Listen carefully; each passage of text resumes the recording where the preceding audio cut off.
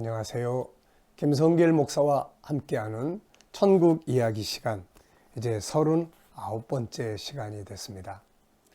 자, 지금 우리는 선지자들의 글을 정리해 가는 중입니다. 큰 제목은 제4부의 여행을 하고 있죠. 4부는 사사기부터 말라기까지를 통해서 나타나고 있는 천국의 역사인데 이스라엘 왕국이 중심이 되고 있습니다.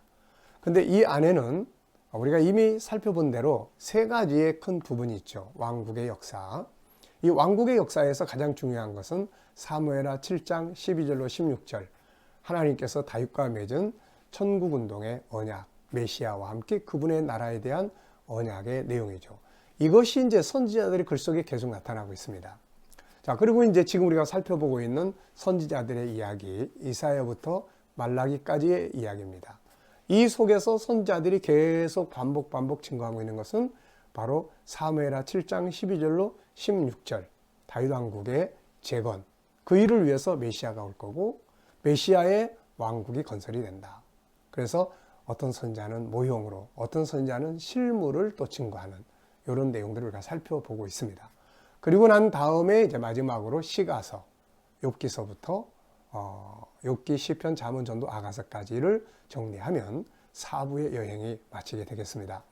자, 그러면 이제 우리가 지금 선지자들의 글을 우리가 이야기를 하고 있죠. 그래서 이사야, 에레미야, 에스겔, 다니엘까지 이야기를 했습니다. 이 시간에는 세 사람의 선지자의 이야기를 한꺼번에 정리하려고 합니다. 큰 중요한 틀들은 앞의 선지자들을 통해서 우리가 다 정리를 했습니다. 그래서 이 시간에는 호세아, 요엘, 아모스 선지자에 대한 이야기를 정리해 보려고 합니다. 자, 먼저 호세아. 모든 선지자들은 다 동일해요.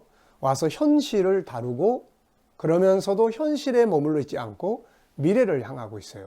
그것은 하나님이 다윗과 맺은 메시아의 왕국에 대한 언약을 목표점으로 향하고 있는 것이죠. 자, 호세아 선지자는 북쪽 이스라엘을 대상으로 사역했던 사람입니다. 이 뒤에 나오는 아모스 선지자도 역시 북쪽 이스라엘, 사마리아. 그래서 북쪽 이스라엘이 BC 722년에 아수르에서 멸망했는데 그 멸망하기 직전에 사역했던 선지자들이에요. 자, 그래서 북쪽 이스라엘의 멸망 직전에 사역을 했던 사람들이 바로 이 호세아, 아모스 이런 사람들이었어요. 자, 그러면은 호세아서를 많이 읽으신 분들은 호세아 그러면은 무슨 생각이 떠오르시나요? 그 부인과의 관계, 창녀와 같은 그런 아내를 하나님이 결혼해라 해서 했는데 뭐 결혼하고 나서 애 낳고 또 나가서 바람 피우고 그럼 또 데려오고, 자, 뭘 보여주려고 한 거죠? 하나님의 끝없는 용서와 사랑을 보여주는 거죠. 그래서 호세아서는 돌아와라. 돌아오면 내가 너희들을 용서한다. 또 돌아와라. 난 너희들을 사랑한다. 이거를 강조해주는 그런 말씀입니다. 그러나 이제 호세아서 역시 그런 현실적인 부분에 멈춰 있지 않고 미래를 향하고 있습니다. 미래. 그래서 두 가지의 내용이 나타나는데 하나는 13장 14절. 네. 13장 14절. 이것은 나중에 바울 사도가 고린도 전서 15장 54절에서 이 말씀을 인용해서 설명을 합니다. 뭐냐면은 부활과 변화가 일어나는 그 시대예요. 부활의 역사, 그리고 변화의 역사. 그때에 죽음은 사라지고 이제 생명이 왕노릇한다라고 하는 이 부분을 호세아 선지자가 예언을 했고, 바울 사도가 부활과 마지막 때 주님 오실 때 있게 될 부활과 변화를 설명하면서 이 말씀을 인용을 한 것을 볼 수가 있습니다. 그래서 호세아 선지자 역시 현실을 다루지만 엄청난 예언을 하죠. 부활과 변화, 그리고 죽음의 역사는 없어지고 영원한 생명이 왕노릇하게 된다. 그 다음에 이제 14장 4절로 9절. 네, 14장 4절로 9절은 이스라엘의 회복과 영광에 대해서 이야기를 하고 있습니다. 자, 그 다음에 이제 두 번째, 요엘 선지자입니다. 호세아서 다음에 나오는 것이 이제 요엘이에요. 역사적으로 보면은 이 요엘 선지자가 가장 오래된 선지자예요. 그런데 이렇게 장수가 3장이기 때문에 뒤로 소선지자의 편에 이제 이렇게 묶여져 있는 것이죠. 그래서 역사적으로 보면은 그 여호사밧, 그리고 북쪽에는 아합 임금. 그래서 아합 임금의 딸을 여호사밧이 잘 나갈 때 좀 교만해져 가지고 아합의 그 타락한 아합 임금의 딸을, 그러니까 이세벨의 딸을 며느리로 데려왔어요. 이것 때문에 남쪽 유다 왕국의 다윗의 자손들이 다 그냥 멸망당할 위기에 처해 있을 때, 그때 그 성전의 대제사장이 아기를 데려다가 이렇게 몰래 키우죠. 그래가지고 7살 때 왕으로 세운데, 이 사람이 이제 요아스예요. 그래서 이 사람 시대에 사역을 했던 사람이 바로 요엘 선지자입니다. 이때 이제 남쪽 유다는 메뚜기 재앙 이런 것들로 굉장히 땅이, 나라가 황폐해지는 이런 상황들이 있었습니다. 그런 상황 속에서 요엘이 등장을 해서 이야기를 하는데, 3장밖에 없는데 이 3장 속에 그때 당시, 그리고 신약 시대 성령 충만했을 때 그 시점, 그 다음에 맨 마지막으로 넘어가서 예수님 재림 시점, 여기까지 이렇게 광범위하게 이야기를 다루고 있는 책이 요엘서입니다. 그래가지고 요엘서 1장에서 2장 27절까지는 바로 당시에 유다 백성들의 그런 거 재앙, 그 회개해라, 안 하면 더 큰 게 온다, 그러면서 회개를 촉구했고요. 2장 28절로 32절, 2장 28절로 32절은 성령께서 임재하셔서 젊은이들이 예언을 하고 꿈을 꾸고 뭐 이런 이야기잖아요.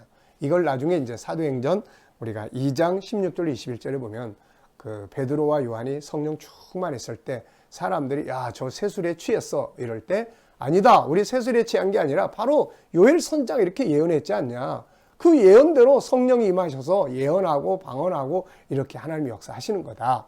그래서 신약 시대를 이렇게 예언을 했고, 그 다음에 이제 3장으로 넘어가 보면은, 3장으로 넘어가면은 이거는 마지막 때 일어날 일들이에요. 예수님 재림하실 때 마지막 전쟁, 그리고 3장 14절로 21절에 가면 이스라엘의 회복, 유다 왕국의 회복, 하나님의 나라가 완성되는, 그래서 20절에 보면은 아주 중요한 내용이 나타나고 있죠. 유다는 영원히 있겠고 예루살렘은 대대에 있으리라. 21절에는 하나님이 시온에 거하시게 될 것이다. 그러니까 현실적인 문제들 앞에서 회개를 촉구하고 신약 시대로 뛰어넘어가고, 그 다음에는 예수님 재림 시대 하나님 나라가 임하고 하나님께서 시온에, 영원한 시온에 거하시는 영원한 세계에 대해서 이야기하면서 요엘서는 마치게 되는 겁니다.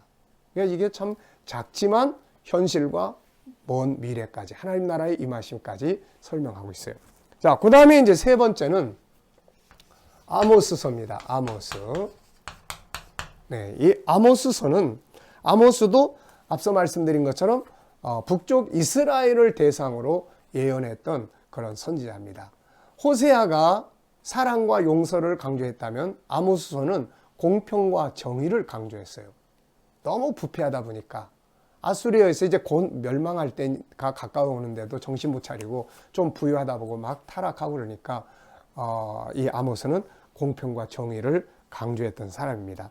그러면서도 이제 이 사람의 글도 역시 뒤에 뒷부분에 가면은 이제 9장 11절로 15절을 보면은 다윗의 무너진 장막이 회복될 것이다 라는 걸 예언을 해요. 다윗의 무너진 장막이 회복될 것이다. 이스라엘의 회복을 강조하고 있습니다. 이 말씀을 인용을 해서 사도행전 15장 13절로 18절을 보면은 야고보가, 당시 예루살렘의 지도자 야고보가 이 말씀을 인용해서 봐라, 다윗의 장막이 회복된다고 하지 않았냐, 모든 이방인들이 다 하나님께로 돌아온다고 하지 않았냐, 그래서 이방인 선교를 인정해주는 근거로 이 말씀을 사용하고 있습니다.